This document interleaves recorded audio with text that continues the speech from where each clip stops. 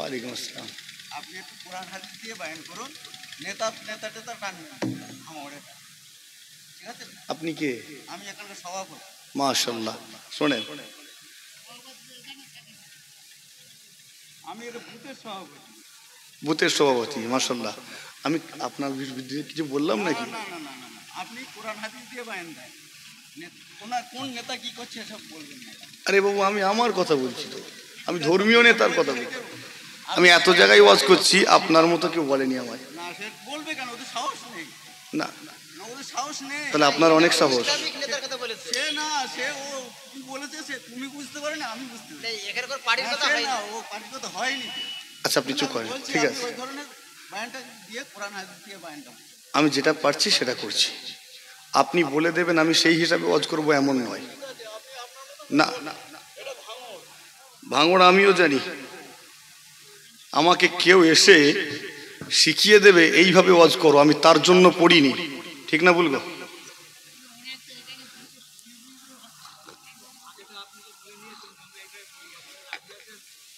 না, আমি সে তো বটে। তাছাড়া ও লোক আমার ওয়াজ কোনোদিন শোনে নেয়। যদি শুনতো তাহলে এটা বলতো নি। ও আমাকে রাজনৈতিক বক্তা মনে করেছে। রাজনৈতিক নেতারা পায়ের গোড়ায় গিয়ে বসে থাকে, ঠিক না বলবো? কেন আমি ওটা করিনি। আর যদি আমাকে গুলিয়ে ফেলে সে ফেঁসে যাবে, অত সহজ নয়। আমার দরকার কি? আর ওই মানুষটা না, বুঝতে যখন পারিনি বোঝা দরকার তো, হ্যাঁ কি না? একটু বসো, শোনো, বোঝো। তুমি বুঝলে না, এসে আমাকে বলছে। আমি তার মন খুশি করার জন্য ওয়াজ করতে আসিনি। আমি আপনাকেও খুশি করার জন্য ওয়াজ করবো নি। ওয়াজ কাকে খুশি করার জন্য? আল্লাহ, আল্লাহর রসুলকে খুশি করার জন্য। একবার জোরে হয় না সুবহানাল্লাহ। চলেন, আলোচনা কোথায় ছিল? এবারে কিছু কিছু লোক আছে নাই, এই খোঁচা মেরে মাথা গরম করিয়ে দিয়ে বলা করায়। ঠিক বলছি না? ও যদি না বলতো তো আমি ওই লাইনেই যেতুম নি। এখন কি যে হবে আল্লাহ জানে। ছাড়েন, যদিও বলতে চাইনি। আমি চাই না 2 ঘন্টা এসে গ্রামটাই ফিতনা হোক। আমি তো চলে যাব না, কিন্তু আমি বলে গেলে গ্রামে অশান্তি লাগবে, এটা আমার জ্ঞান নেই। আর তাছাড়া যদি কেউ আপনার আমার আগে ওয়াজ শুনেছেন, কেউ শোনেননি আপনার আগে? হ্যাঁ, কয়েকজন শুনেছেন। এক জায়গায় সুদের বিরুদ্ধে ওয়াজ করছি, একজন উঠে দাঁড়িয়ে পড়েছে। কি ব্যাপার? সুদের বিরুদ্ধে ওয়াজ করছি, কেউ তো কোনোদিন এরকম বলেনি। এই খেপে যাওয়ার কথা কি মানুষের? ব্যাপার কি গো? এই মুরব্বী, তুমি খেপে গেলে কেন? আর যেই বলেছি পুরো মজলিস তো হেসে ফেলেছে। তোমরা হাসছো কেন? বলছে হুজুর কেন খেপছে বুঝতে পারছেন নি। তখন আমাকেও হাসি পেয়ে গেছে। কথা বুঝতে পারলেনি মনে হয়। আপনি হাসছেন কেন? এই সবাই হাসছে, আর একজন খেপে গেছে। তুমি খেপে গেলে কেন গো? আমি তো সুদের বিরুদ্ধে ওয়াজ করছি। নিশ্চয়ই তুমি খাও, না হলে খেপবে কেন? তো চলেন, আলোচনা যেখানে ছিল। কোথায় আলোচনা করছিলাম? কোথায় করছিলাম ভুলে গেছে। হ্যাঁ, তো মুশফিকিন সিদ্দিকীর মতো অযোগ্য অদূরদর্শী ব্যক্তি ধর্মীয় নেতার আসনটা দখল করে বসে আছে, এটাই বলছিলাম না? হ্যাঁ, এখান থেকে আপনাকে যদি সঠিক দিক নির্দেশনা দিতে না পারি, আপনি ভুল পথে যাবেন, মার খাবেন। খেয়াল করে শুনবেন। এই অযোগ্য নেতাগুলো কোরআন শরীফের ব্যবহার সীমাবদ্ধ করে দিয়েছে। কোরআন শরীফ আমরা শুধু নামাজে ব্যবহার করব, সূরায়, এখানেই বলছিলাম তো কোরআন শরীফ। আর কোথায় ব্যবহার হবে? ওই কেউ ইন্তেকাল করেছে, মাথার গোড়ায় বসে তিলাওয়াত, এর বাইরে আর নেই। আপনার বাজারে আছে কোরআন শরীফের ব্যবহার? নেই। আপনার দোকানে আজকে জান্নাতের বাগান সাজানো হয়েছে, এখানে কোরআন শরীফের আলোচনা হচ্ছে। মুসলমান, কালকে সকালে এখানে কি হবে? এই জান্নাতের বাগান থাকবে, ইসলাম থাকবে। কালকে ফুটবল খেলা হবে। ঠিক বলছি না? ফুটবল মাঠ তো কালকে আর নেই, তো আজকে আছে, কাল নেই। ইসলাম আজকে সীমাবদ্ধ খানকায়, ইসলাম সীমাবদ্ধ হয়ে গিয়েছে জলসায়।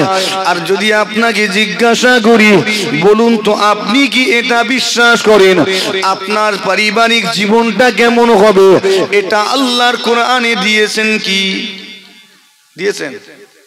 সামাজিক জীবন কেমন হবে আছে কোরআন শরীফে। এই আপনার রাষ্ট্রীয় জীবন, রাজনৈতিক জীবনটা কেমন হবে এটা কোরআন শরীফে আছে। কথা বলে না কেন? এই কোরআনে রাজনীতি আছে? হকটা বলি তাহলে, আমাকে কেমড়েছে একটুখানি বলে দিই আমি। একবার অ্যাপ্লাই করে দেখবেন, অসুবিধা হবে। পারিবারিক জীবনে কোরআন শরীফটা অ্যাপ্লাই করবেন, একদল মানুষ এই আপনার নিজের মায়ের পেটের ভাই বলবে, ওই এই বয়সে এত আল্লাহ বিল্লাহ করছিস কেন? বলবে না? বলবেনি। সামাজিক জীবনে অ্যাপ্লাই করবেন, সমাজের বন্ধুগুলো বলবে, ওই এখন তো দৌড়ি করবি, মौज মস্তি করবি, এখন কি নামাজ কালাম করছিস? আপনার অর্থনীতিটা কেমন হবে এটা কোরআন শরীফে আছে না নেই? আছে। তবে কোরআন নীতি দিয়েছে সুদ মুক্ত। কথা ঠিক না ভুল গো? অর্থনীতিটা সুদ মুক্ত দিয়েছে, ঘুষ মুক্ত দিয়েছে। একবার জোরে হয় না সুবহানাল্লাহ। আপনার রাষ্ট্রনীতি কেমন হবে, রাজনীতি কেমন হবে এটা কোরআন শরীফে আছে না নেই? কথা বলে না কেন? যদি বলেন নেই, তাহলে এটা কমপ্লিট জীবন ব্যবস্থা বলা ছেড়ে দেন। কোরআন শরীফ কমপ্লিট জীবন ব্যবস্থা। ওয়াজ করি না করিনি? আপনি বিশ্বাস করেন না করেননি? একটা যদি বার করে নেওয়া হয় এটা কমপ্লিট নয়, এটা কমপ্লিট নয়। এতে আছে পারিবারিক নীতি, আছে সামাজিক নীতি, আছে রাষ্ট্রনীতি, আছে রাজনীতি, আছে কোরআন শরীফে অর্থনীতি, যত রকমের নীতি আছে এই 30 পারা গ্রন্থে আল্লাহ সব ঠেসে ভরে দিয়ে এটাকে কমপ্লিট জীবন ব্যবস্থা বানিয়ে দিয়েছেন। একবার জোরে হয় না সুবহানাল্লাহ। একবার অ্যাপ্লাই করে দেখবেন, সমস্যা হবে। হুজুর তুমি মৌলানা, তুমি মুফতি, তুমি আলেম, তুমি হুজুর, তুমি পীরজাদা, তুমি মুফতি, তুমি পীর সাহেব, তুমি মসজিদ মাদ্রাসা খানকা জলসায় থাকবে, তুমি কেন এখানে? নওজওয়ানেরা, তরুণীরা মুশফিকিন সিদ্দিকীর মতো অযোগ্য অদূরদর্শী ধর্মীয় নেতার পাল্লায় পড়বেন না, কেননা তারা আপনাকে সঠিক দিক নির্দেশনা দিতে পারবে না।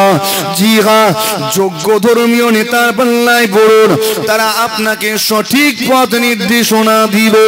জি হ্যাঁ, আজকে আমার জাতি পুরো বিশ্ব জুড়ে মার খাচ্ছে, এর অনেক কারণ। তার মধ্যে আরো একটা হলো, আজকে আপনি বিপদে পড়েছেন, মুসিবতে পড়েছেন, কোথায় যাবেন?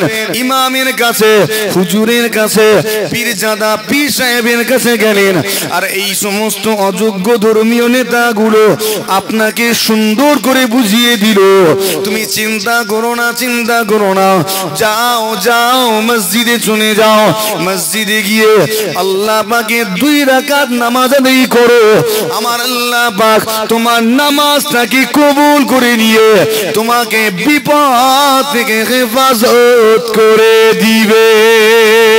জি হ্যাঁ, আপনি কোন মুসিবতে পড়েছেন, কোথায় যাবেন? হুজুরের কাছে গেলেন, মুশফিকিন সিদ্দিকীর মতো নেতা আপনাকে সঙ্গে সঙ্গে পরামর্শ দিতে লেগেছে, তুমি চিন্তা করো না, ঘাবড়িয়ে যেও না, তুমি ভয় পেও না, ডর করো না, তুমি মুসিবতে পড়েছো তো কি হয়েছে, যাও যাও চলে যাও, নামাজ পাটিটা বিছিয়ে আল্লাহ পাকের দরবারে 2 হাত তুলে দোয়া চাও, আমার আল্লাহ পাক তোমার দোয়াটাকে কবুল করে নিয়ে তোমাকে মুসিবত থেকে হেফাজত করে দিবে। এই ওয়াজ আমরা করি না করিনি? করেছি না করিনি? এই বলেন, আপনি সমস্যায় পড়েছেন, নামাজ পড়বেন, আল্লাহ হেফাজত করবেন না করবেননি? যে আপনি বিপদে পড়েছেন, মুসিবতে পড়েছেন, দোয়া চাইবেন, হেফাজত আল্লাহ করবেন না করবেননি? করবেন তো? কথা ঘোরাবেননি তো? জবাব আর পাল্টাবেননি। চলেন, আপনার পা ভেঙে গেছে, এখন বললাম নামাজ পড়ো, আল্লাহ হেফাজত করবেন, আপনি নামাজ পড়লেন, পাটা জোড়া লাগবে না লাগবেনি? ওটা তো হুজুর বলেননি। হুজুর বলেছে যাও নামাজ পড়ো, আল্লাহ হেফাজত করবে, জুড়বে না জুড়বে নি? আমার বারবার মাথা গরম হয়ে যাচ্ছে, কিন্তু ঠান্ডা রেখে বুঝাতে চেষ্টা করছি। আমার মন চাইছে দুটো বলি, কিন্তু মাথা গরম করলে এই গ্রামের মানুষগুলো আবার সমস্যায় পড়বে। ঠান্ডা রাখতে হবে না বেরি? ওর কি দরকার ছিল এসে কামড়ানোর ভাই? আমি কিছুই বলিনি, কিন্তু মন ওদিকে চলে এসছে বারবার। এত বড় সাহস!